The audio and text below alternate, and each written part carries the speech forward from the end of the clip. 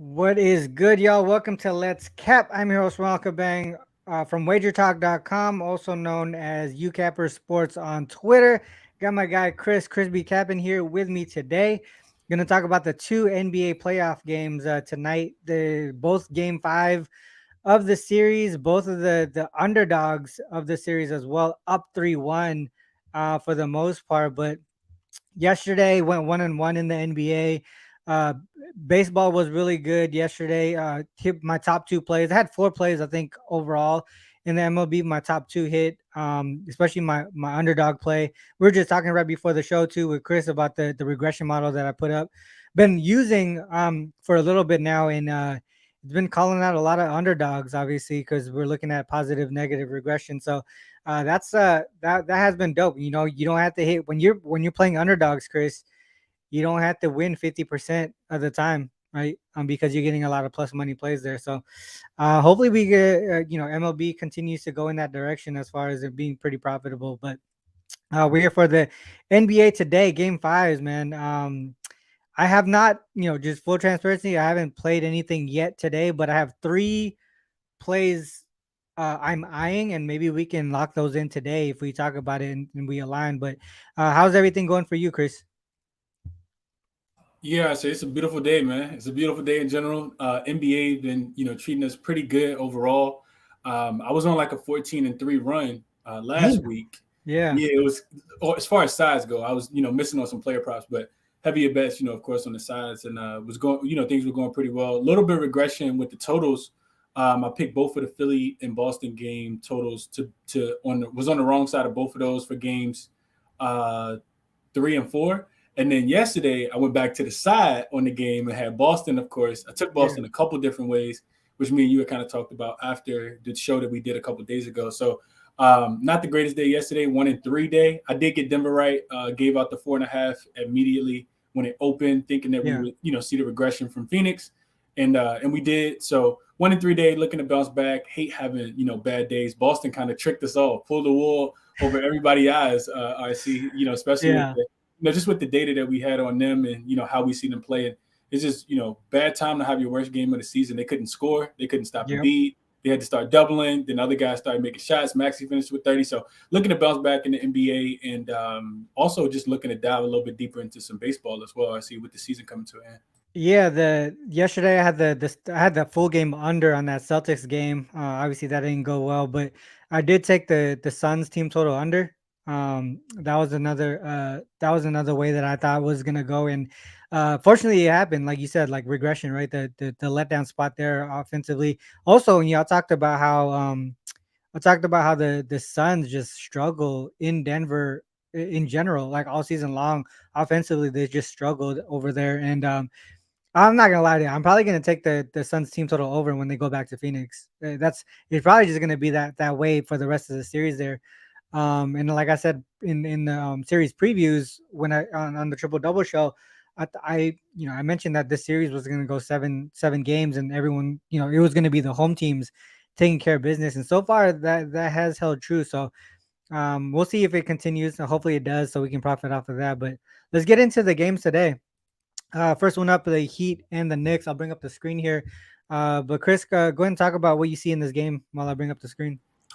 Yeah, see, this still remains a really really tough series for me, man. The Heat are, I think they've, pretty much shown that they're the better team. As we see S Dot pop up in the chat, what's up, S Dot? This dude has been giving out the Heat religiously throughout your shows, throughout my shows in the chat. I see he's been killing it. I think the Heat is something like 7-1, straight up and against the spread in the playoffs so far. And to me, RC is like they just always find a way to win, right? Like it's not always this, the same thing. It could be like playoff Jimmy one game where he just kind of puts the team on his back. It could be like their 3-point shooting the next game. And we saw in game 4, it can also just be like their ability to, which is weird, offensive rebound the ball. Like they missed so many shots in the fourth quarter, and I think snatched like 7 or 8 rebounds. So they're a team that just kind of finds a way to win. And a lot of credit to Spoelstra and those guys for staying ready, even though they had a pretty poor season. It's a desperation spot for the Knicks as well. So Yeah. don't really want to bet against them in this spot. Should have probably played the Heat like you advised me to do when we did the show on Monday, but I didn't get there. So this is like the one series, RC, where I haven't placed a bet as far as the side goes on anything throughout Yeah. the entire series, and I don't feel like I want to start today. Yeah. I mean, so I'm focusing in primarily on that first quarter, guys, in that first quarter for the Knicks primarily, because I'm not gonna trust them for the full game. I would think that they win this game and the Heat take care of business in Game 6. But I've been wrong in the series a lot, other than that Monday with the Heat. But um, this is the way that I think about it, Chris, and I want to get your take on it. But primarily the first quarter, just because we know as home favorites this season, the Knicks have been that first quarter, first half team. But if you look at Game 1 of this series here, they did take care of business with even healthy Jimmy Butler. I think that's not Game 1. Or was it? Is it this one? That one, isn't it? April 30. My bad. There you go. April 30 with a healthy Jimmy Butler, they did take care of business at home by 11 points there as home favorites. And then game 2, they only won by 2 points, but they didn't have Jimmy Butler. It could have been one of those situations where we saw the team not try as hard because they saw the top player on the opponent's team not there. But this time they obviously had to come out with a sense of urgency. The other piece to it is, with the Knicks being up 3-1, right? Do we sense some complacency on their side? Just to start this game, right? It's not necessarily a zigzag, right? It's just psychologically. I feel like the Heat know they got this. They got 3 games to take care of business. Jimmy Butler is the guy that's kind of been carrying them on his back. He's been carrying them on his back since the start of the playoffs, and he just come off a 40-minute game. I would think today we don't see him play 40 minutes. And we probably see him maybe like max out at like 35, 36 minutes, unless it's the fourth quarter and it's really tight and they still have a chance to win. Then I would think they would probably want to push it and then have Jimmy Butler play heavy minutes in that fourth quarter. Other than that, if the Knicks have some sort of lead going into it, there might be a chance that he sits, primarily in the fourth quarter, and that's where the Knicks kind of take care of business. But for me, it's either the first quarter or the fourth quarter for the Knicks side, and I like the first quarter more than anything. We also know that this is a must-win situation, so we're going to see 40 plus minutes from the major starters of this Knicks team as well. And then we know quickly is doubtful from what I've seen, right? So we're probably going to see the heavy minutes from Grimes again. He played 40 minutes in the last game. I think we talked about his PR. Didn't we talk about his PRA in that game as well? And he hit that. So Mm-hmm. I know this might be a low scoring game. No Heat need to rest. Julius fighting with his coach, but yeah.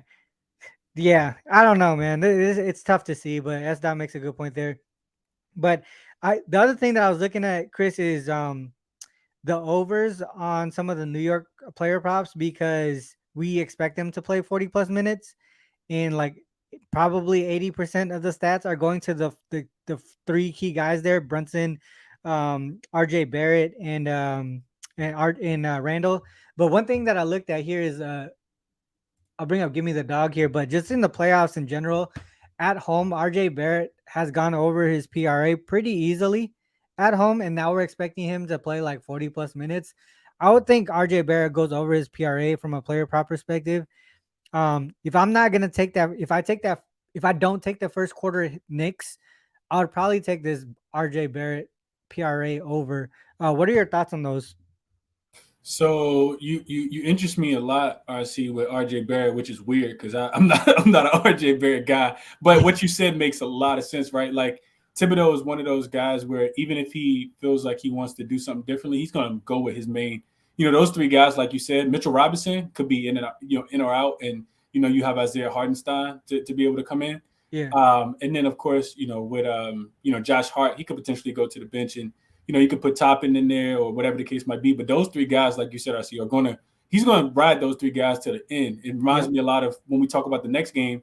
Same thing with Kerr. Like, Poole might not play, but we can trust that Clay, Steph, and Draymond are gonna be out there for sure. So I couldn't talk you off of that one. RC, what did you see that number as specifically? When I was talking to Jeff Michaels on triple double. I think he said it was 27, 28 and a half, maybe.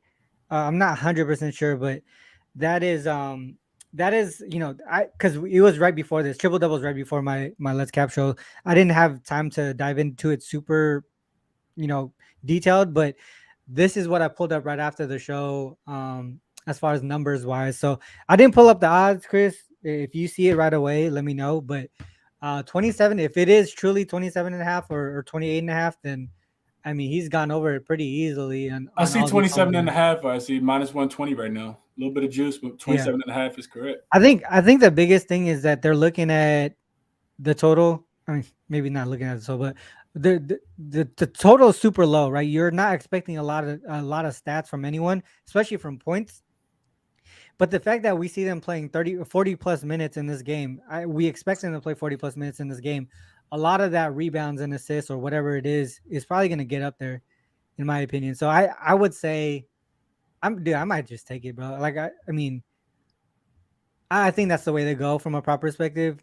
Maybe I want to take that first quarter Knicks. Let's ask S dot because he's the Heat guy. But S dot, what do you think? Do you think the Heat come out complacent in the first quarter? Knicks take care of business and then pretty much go get in and get out. But I would like to get your take on that just because you know the Heat team pretty well. Um, anything else on this one, Chris? Before we move on to the other game. I think with what you mentioned earlier about IQ, I see Emmanuel quickly being in that walking boot in Game 4. I don't see that. He's doubtful. I don't think that he's going to play in this game. I know he probably wants to, but Thibodeau is one of those coaches where if he puts you out there, he expects you to play your full allotment of minutes. So it's not like you're going to be working yourself back into the groove of things. So with that being said, I think Quentin Grimes continues to play those minutes. I would also I would go back to Grimes again, especially being at home. I'll be looking at his points prop. I'll be looking at his PRA over again, and of course, his three prop as well. I'm not even sure if they adjusted the number, if they adjusted it, if how much they've adjusted it. But we talked about this the other day, RC. If Thibodeau puts you on the floor, you have to be a defender. And Yeah, Quentin Grimes he can be a defender. I know we talked yeah, about yeah. McBride as well. He only played 4 minutes in that game, and Quentin Grimes didn't play bad, right? Like he hit He three didn't. I threes in mean, that game. he So obviously his offensive numbers aren't going to be there, but he did well with the opportunity he had. Right, he made his absolutely, threes. Right. absolutely. So that's the way I would look, RC. But that's all. That's all for Hey, me. we talked about that 3 pointer prop too on his birthday. Right, 1.5. I know it was juice, and we're like, oh, it's juice because he's probably going to hit it. Three I didn't cash bet as it, but well. Three cash as well as plus money. I bet it. the other thing too, Chris, so I know we want to talk about the series numbers, series record too. So one thing I looked at in the playoffs: series wins equals 3, series wins equals 1. So 3-1 series heading into Game 5, and the lower seed. I know it says greater than, but the lower seed, right? The team with the worst record, the worst record between the two teams. They're in this spot here. It's more profitable to take the team with one win, basically coming back, right? That's how it goes. It's a fade spot of the Heat and the Lakers in this perspective, but this is just one trend. It's not super significant, but I mean, I think from the win loss perspective, it does make a lot of sense, right? Maybe they get the win but not cover. That could be the situation here, especially with the Lakers Warriors line at being at 7. That could be another situation there. But just off of this record alone, it does seem like the the home teams today may get the win from a win loss perspective. Side perspective, not as profitable, but we'll see what happens. And you can see that the biggest gap is in that first quarter, and that's kind of like what I was looking for on the Knicks side there. RC, real quick, real Yeah, quick. Do you have any thoughts on the total?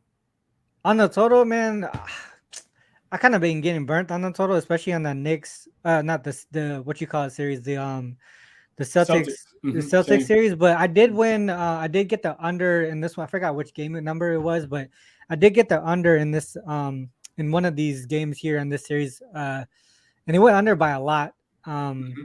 I think it might have been Game 3 or something when the Knicks had like 80 points or something like that. That was the under that I hit. But if we go, it's been going back and forth, under over, under over, under over, in this series. So I don't know, man. I would like to say under is the way to go. Uh, but I'm not gonna bet it. What do you think about it? Yeah, I think I lean more towards the under as well. I see the last one did go over, but it barely got over because they combined for 39 points in the fourth quarter. The Knicks only scored 20, and the Heat only scored 19. Yeah, Both teams actually shot the ball well. The Knicks shot 48% from the field, which is scary because you shoot 48% and still lose by 8 points, right? That was their problem. You shoot 48% and only score 101 points as well. That means you're not playing with pace. That means you're not getting out and running in transition. You get a really great effort from Brunson. He bounced back with 32 and 11. Julius Randle came to play with 20. Shot 8 for 13, which is above 50%, and you still lose the game. RJ hit 3 threes and you score 24 points. This is why I can't back the Knicks today, because it feels like they did everything right in the yeah, last game, and that game barely squeaked over the total. And then on the Miami side, you can kind of say the same thing. They shot 47%, and this game went over by 1 point. So I think I would only look towards the under. We also, know that typically when as the series goes on, teams tend to make that adjustment and kind of adjust because it's only but so many more things you can do. RC. So that yeah. as the series goes on, it always tends to make me want to lead towards the under, especially when we're talking about games 4, game 5, game 6s. I tend to lean towards the under, so I would look under in this game. I think the Knicks have only gone over, like, how many times have the Knicks scored like 107 points in the playoffs? RC. I know that's not been a lot at It's all. not a lot at Yeah. all. So that Let me would kind see. of lean me towards the under. All right, so Um, I have a query that is towards the under here, right? you got So 30, I mean this shit. Let me go backwards. Fuck. Okay, wait. Let me just go through it real quick. So this query here says to the under, right? Round 2 series game is not number 1, or the first two isn't so series game 3 or greater, and they're coming off a game where the it either went over or under by less than double digits, right? So tight on the over under. Primarily to the under in this query, right? 30, 80, 36, and 4, where you just divide it by 2 because it's taking into account both teams. But mhm. I don't want to mess up the flow of it. But what I looked at after that was if I just did over 42, 22, and 4 to the under, and then I moved again and just say, what if it was the home team, right? 14, 9, and 1 to the under. And then you start to look at the straight up and ATS, the more I continue to dive into it. And then I go another one deeper, or one more here. So if they're the home team in that situation and they have less series wins than their opponent, 12-3 straight up, 12-3 against the spread since 2017. A lot of it's pointing towards the Knicks to take care of business. Hmm. And that's I'm not 100%. I mean, obviously this part here, home, right? Sense of urgency because they're down on the series. This one's coming off an over game. I'm assuming they either gave up a lot of points or they scored a lot of points themselves. So they're probably gonna focus in on the defensive side of the ball. So if you look at this query specifically, kind of, I mean, it does support that first quarter still on the Knicks side. So I kind of want to take that first quarter still. Then I kind of want to go back to that first quarter Knicks, and probably that RJ Barrett PRA 27.5. I think that's the two ways that I'm gonna go. I'm not gonna go heavy, dude. I'm not gonna go heavy on this just because I'm not super super confident. Um, but this one might just have pushed me over to actually bet it. What do you think about it? Yeah, I think it makes a lot of sense, RC. But you said something that I feel as the same about, and I think it's important for us to mention to the viewers as well, is that if you don't feel extremely confident with it, just watch the game, man. At least you can't lose any money, just watch it. So that's why I'm gonna be RC. I'm gonna be on the sofa eating popcorn, just chilling. I don't think I'm gonna have a bet in this one at all. But I think I do lean towards the under. RC. I think Nick's desperation spot. I know they want to play with a little more pace, RC. Like you hear Thibodeau say that after last game, not last game, but the game before. He said it after game 3. But I just don't feel like they can play, but so much faster because Brunson ankle is not 100%. You don't have Quickly, like he's Yeah. doubtful. So, I just think I think the full game goes under, but I'm not willing to bet it. Just a very strong lean, but I'm not going to bet it. Harrison likes to over there. So to Harrison's point, see, he says that's why I think the game goes over. I think the Knicks will play better. The Knicks didn't play bad last game. I just gave out the numbers. They shot 48% from the field, 32%, which is above what they shoot from the 3-point line throughout the playoffs. They shot 75% from the 3-point line. They just got out rebounded, and they had great contributions. Julius Randle had 20. Brunson had 32 and 11. RJ Barrett Yeah, has 24. If I tell you, RC, these are going to be these players' numbers, you're going to tell me that they're going to win the game. That's the best game that collectively all three of them have had throughout the entirety of the playoffs. yeah, Like, so I don't know if they can play any better. yeah. That's tough. That makes sense. That does make sense too. Man, do I sit out? I haven't, like I said, I haven't played anything, but those are the two ways that I'm looking. The Knicks first quarter. I just feel like that sense of urgency is going to come into play at least that first quarter. Then after that, because a lot of things are pointing in that direction. Even that, if we all right. So we just go back, right? We go 2022 and team equals Knicks and home favorite. This includes the playoffs. That first quarter is just where everything happens for them. And I don't in that way you just kind of get in, get out, right? You don't care about what happens the rest of the way. Um, I think I'm gonna get there with that first quarter, and then I'm also gonna get there with Barrett. All right, let's go on to the next one. Lakers and the Warriors here. Some of the guys in the chat's already talking about the Lakers and Warriors, but Chris, what do you see in this game here? I Actually, you know what? Before you go on, because I've been keeping it here just because I didn't want to forget it, but all right, so this is a similar look at what we just looked at, the 3-1 series, right? In the playoffs, 3-1 series. If the team that is leading the series is coming off of a win of 3 points or less, so a tight game, and they're either a dog or favored by 6 or less. So a dog or like I would say a little bit of a short line, I guess. 6 is not too short, but a short line. 2-12 straight up, 0-14 against the spread.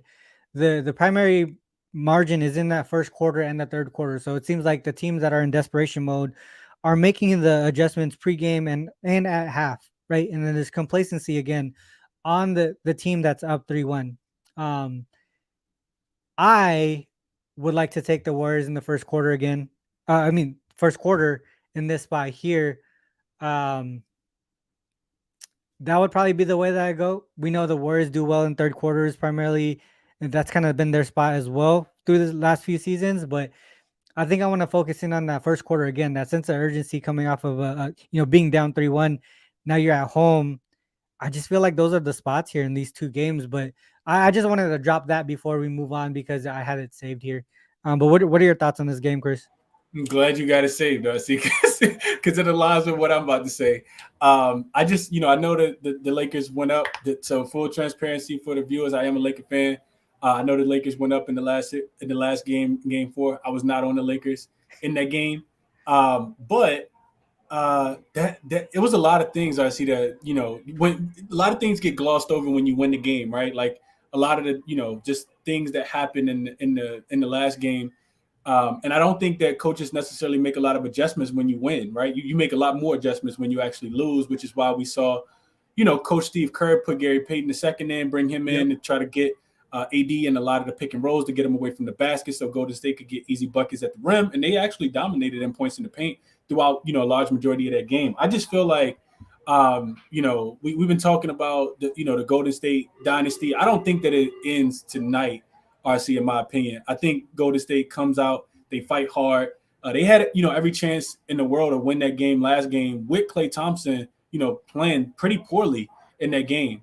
AD played forcefully. He, did a lot of things. Lonnie Walker doesn't go off in the fourth quarter. The Lakers may take a back seat. And another thing I think to take into consideration, RC, is just how many minutes that both LeBron and AD played in that game. I think that's extremely important. They're going to, in my opinion, the games that Anthony Davis and LeBron James want to win, they're going to go all out. RC, they're going to play high 40+ minutes, which LeBron is in his 20th year this year. And I don't think that that's sustainable for back-to-back games. So all of those things kind of made me look towards Golden State, and I did play them as soon as this line opened at 6. I also just added for my YouTube membership group, I also added the Lakers team total under 108.5, because when Golden State backs against the wall, they are 8-3 is what I had. I think RC to the under. 8-3 straight up, 9-2 against the spread in elimination games under Coach Steve Kerr with that dynasty group. They also 8-3 to the under in all 8 games that went under. They held their opponent under their team total as well. So 73% says that the Lakers don't score 109 points today.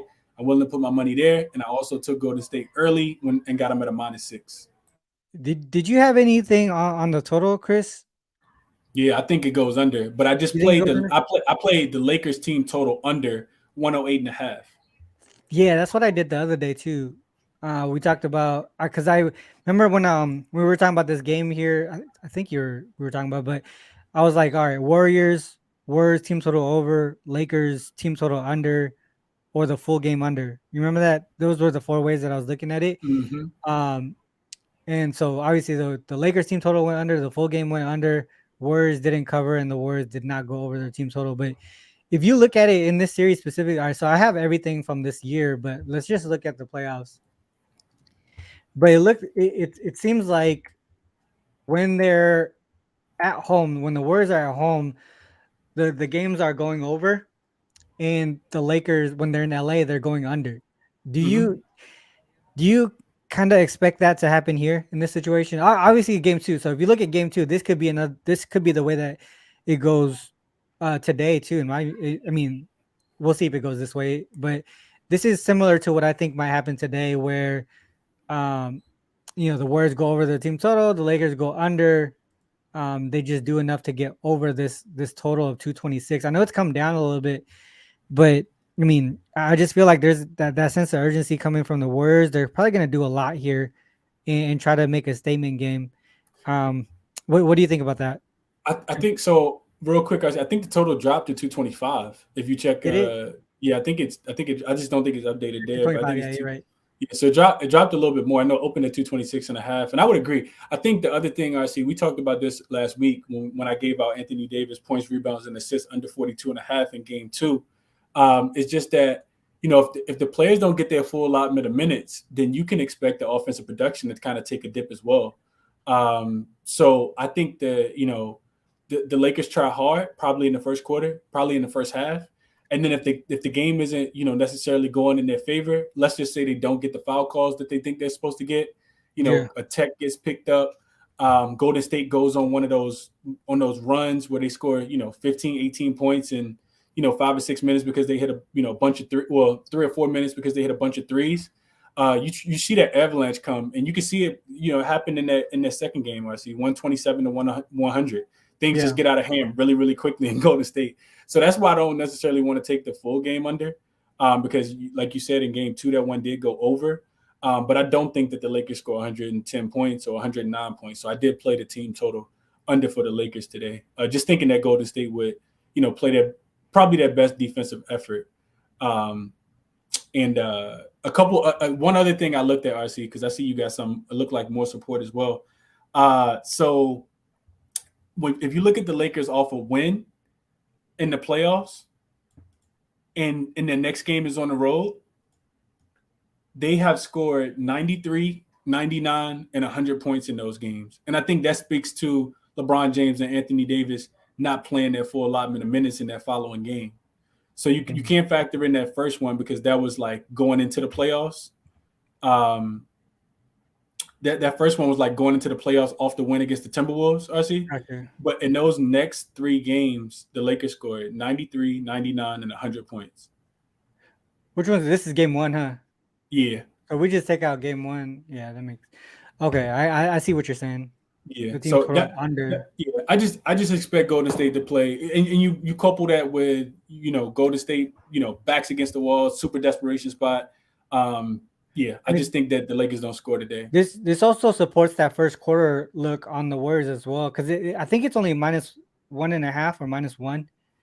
I think it's -1.5. The Knicks one is -1, and then no, sorry, my bad. It's -2.5 for first quarter, for the Warriors. All right, so what I was just looking at, Chris, right here was where the fuck did it go?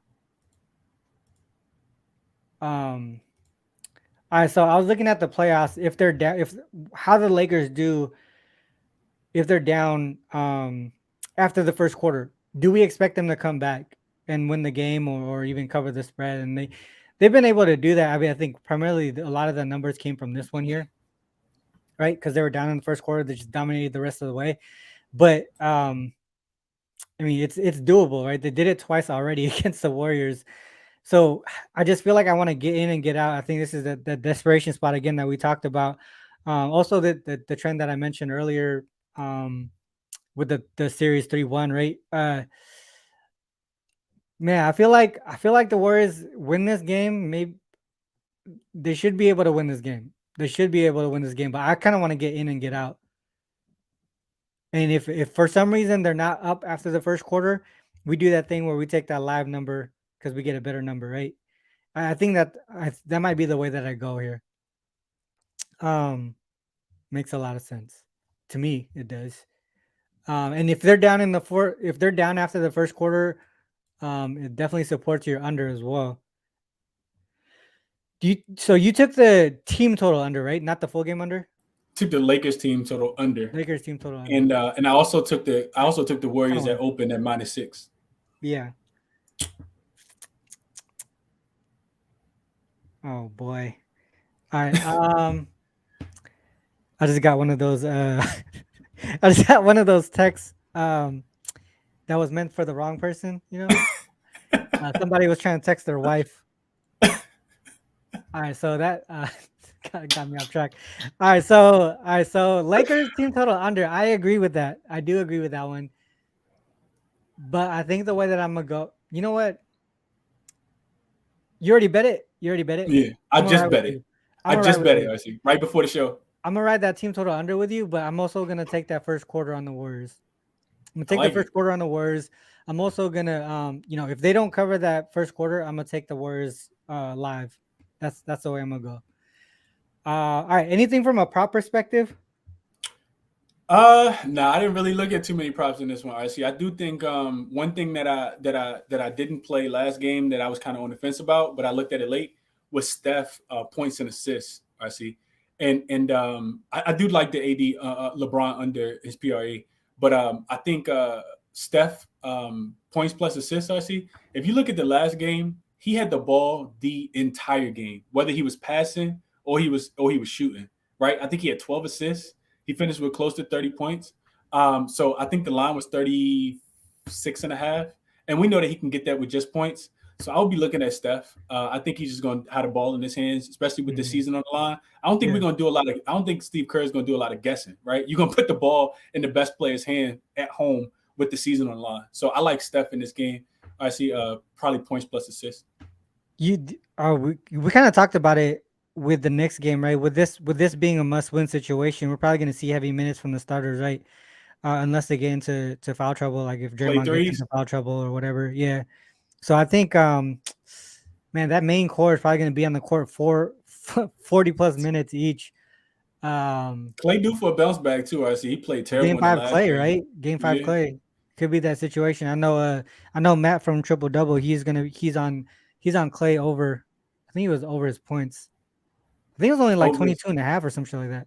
Yeah, that's what it is. Typically Yeah. 22 and a half, 21 and a half. But I couldn't talk anybody. His four and a half threes I see was plus his Uh, 4.5 threes was plus money when I looked at it four and a for the half start of threes or last game. something. Yeah. So yeah, he been hitting 5 threes. Like that's all he does is like he's gonna shoot 15. Think Yeah. about this, I see. As competitive as Klay Thompson is, if their season is on the line, you don't think and he typically shoots like 13 or 14 threes. You don't think he going down at home shooting 15 to 20 tonight?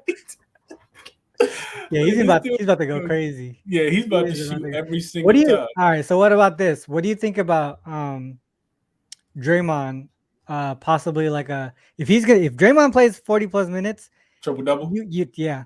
What do you Yeah, think about that? yeah, absolutely. I think that could be. I mean, he's gonna get a lot of opportunity. It's just a matter of, you know, people just gotta make their shots and shit. I was gonna say, speaking of making shots, RC, I'll add this one. If um if the Lakers play defense the way that they played defense last game, and they have AD guarding Andrew Wiggins, Wiggins' threes are absolutely live in this game because Wiggins did not make a lot of threes, but he was getting so many wide open looks in the last game.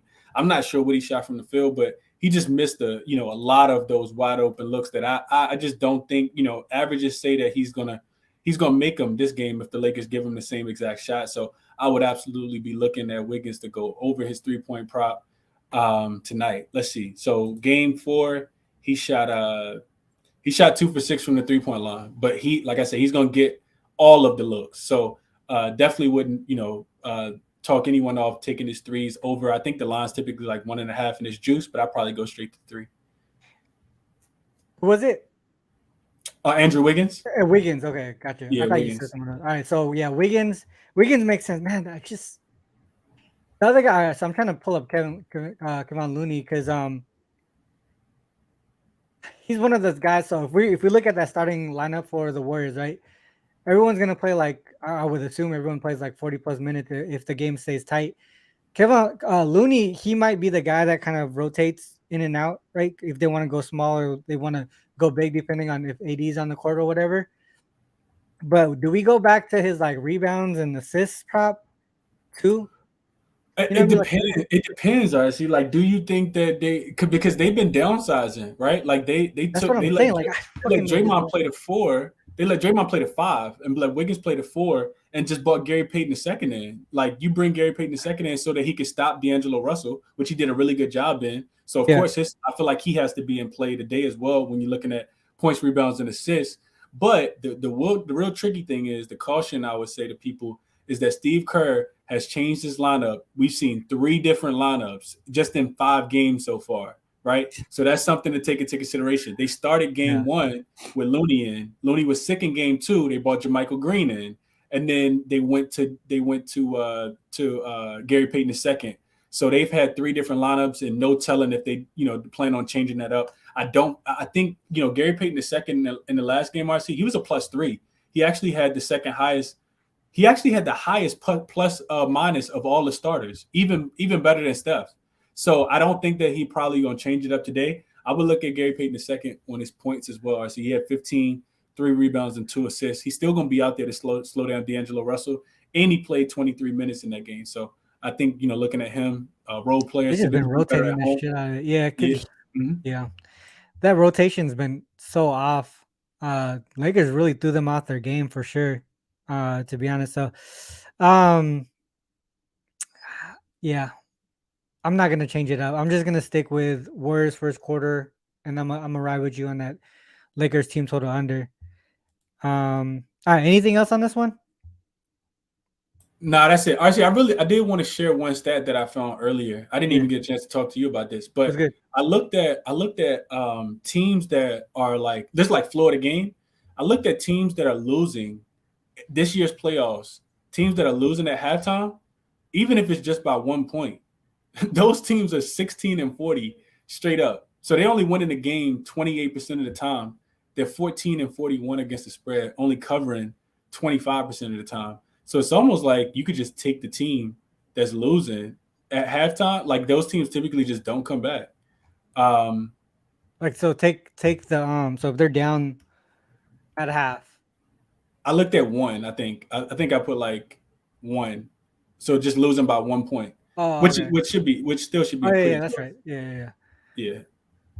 So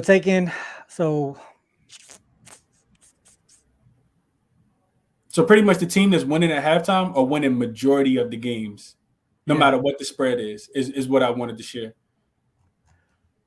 If they're at home, it gets even stronger. It gets even stronger at home. Mm-hmm. I had 7-28 straight up, 80%. Down. So if we say they're at home and they're down at half, let's look at the road. So they're down at half. They're on the road. They're just down by a lot at half, and they don't really care the second half.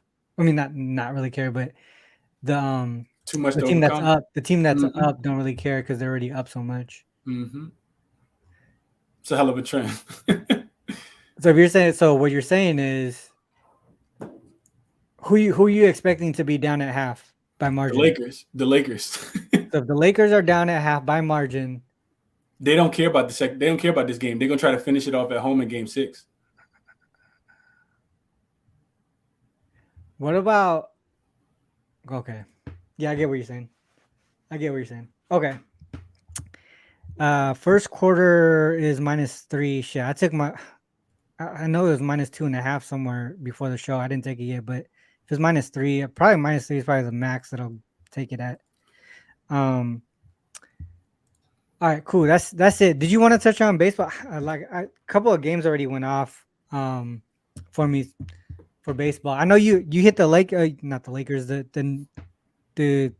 man, I want to say the Knicks already. The Yankees, team total over with that one. Did you Yeah, see that anything? was the only thing I looked at. I see. Whoa, Oh, really? damn! They had 4 when we first started the show. They got 11 now, so Yeah, so that's yeah. great. That They was went and off. the team total was like a 5.5. So I took them on the run line, and I took them on the in their team total over 5.5. When they get hot, RC, you talked about this the other day. I think you gave our Yankees -1.5. When they get hot, they typically stay hot for a while. Yeah. And I really like the matchup that they had today. So that was the only game that I kind of keyed in on today. What you looking at? Yeah, we talked. I talked about I talked about that series specifically for the Yankees, that it was gonna be a series where they start to pick up momentum. Shit, what do I have? Hold on. I don't know how to respond to that. Sorry, Siri started talking. Um, this series specifically for the Yankees, they were gonna start to pick up some momentum offensively. Uh, because the pitchers that they were about to go against, also just the advanced stats were saying that the Yankees have been getting good contact, good power behind the hits too, and they just weren't translating to hits and runs. And I expected that to turn around at some point, and this was the series that I could see it happening, and it's definitely happened. So, if you guys watch that, you know Yankees bats are back. I don't think that's the thing, dude. I don't think they were gone. They were getting the contact. They were getting the power behind it. They were just getting really unlucky with some of the where the ball was landing. They were getting out in some of those places, but I think it's just now it's just coming back to where it should be. It's probably going to continue for the next couple of series too, in my opinion.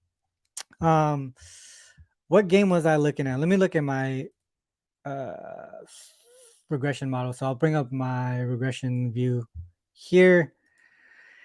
I did take one game that I did take was this Marlins one here. They're the dogs today. So what this is saying here, I don't know if you can see the number. It's not that, it's kind of small, but so basically what this is saying, we're seeing positive regression coming from Cabrera, negative from Kelly, positive from the Miami Bats, negative from the Arizona Bats. And the margin here is a 5, which has been doing pretty decent here. So if we look at the rating margins, hitting at like a 64% rate since I started using the regression model, or updated the regression model.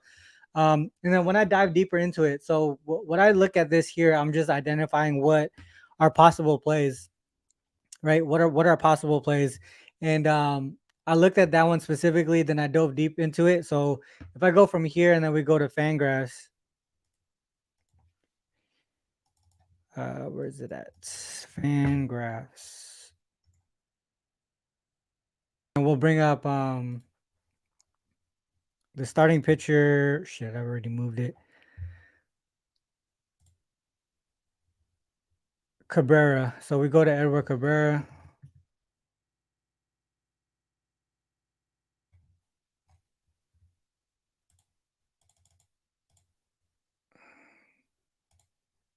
A couple of things that I looked at was just how was he last year compared to this year. Some of the rates that are like extremely high. So his walk rate per 9 is 7.31. So I'm expecting that to come down a little bit. His strikeout rate was consistent with what we've seen in the minors for the most part. So maybe that's something that stays the same.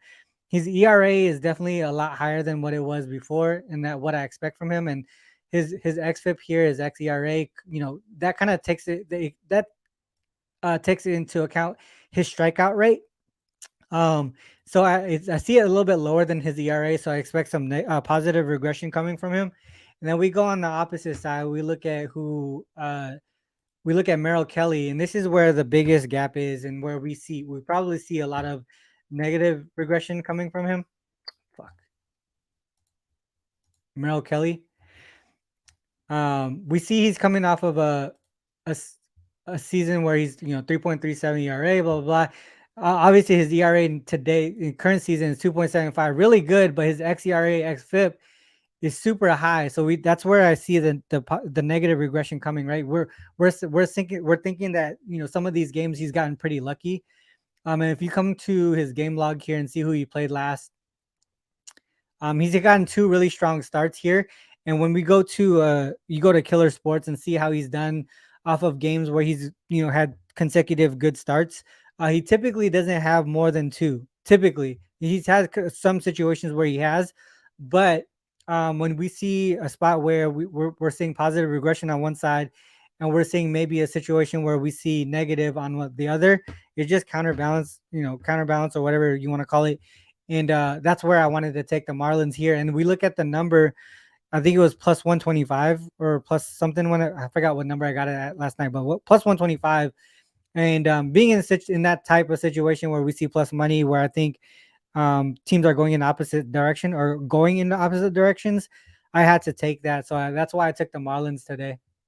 But that's kind of some of the things that I looked at, or what the regression model looks at specifically. And yeah, that's the way that I went. The I see. Marlins there. Follow up question for you, and for Yeah. the viewers may want to know this too. Since you look at starting pitchers, do you ever focus specifically on the first 5 innings because you know that those pitchers that you look at are going to be out there, or is it more so full game? I mean, I would want to do that, but my model isn't set up that way, right?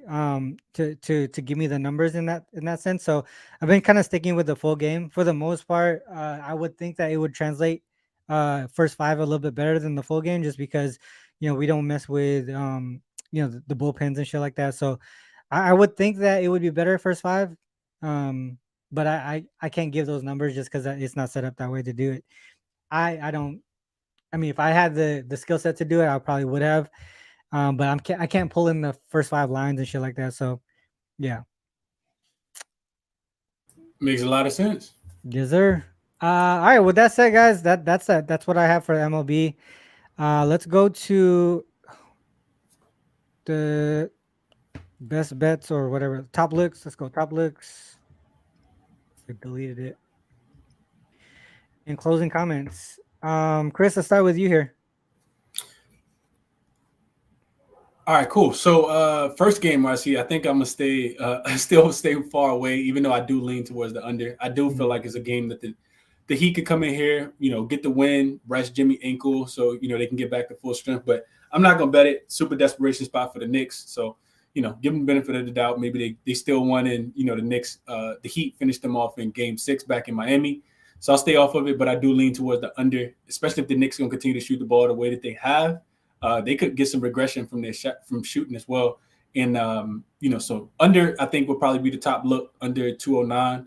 I think is the total. And then I did take Golden State. Super desperation spot for the dynasty today.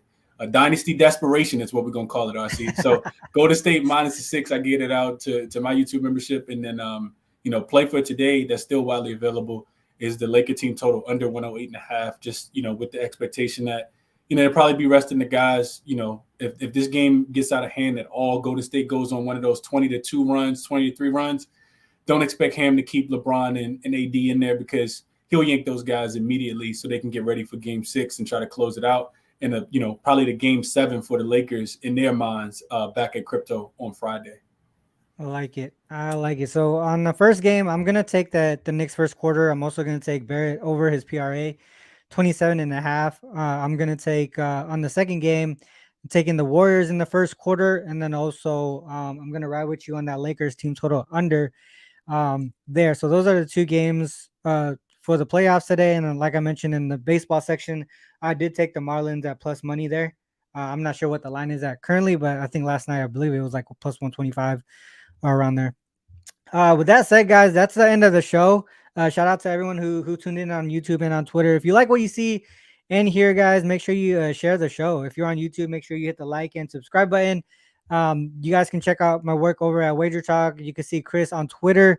Um, his Spaces comes up in a couple hours here, so you'll probably hear from him and a lot more people who share their looks on his Spaces show on Twitter. You can see his Twitter tag right there.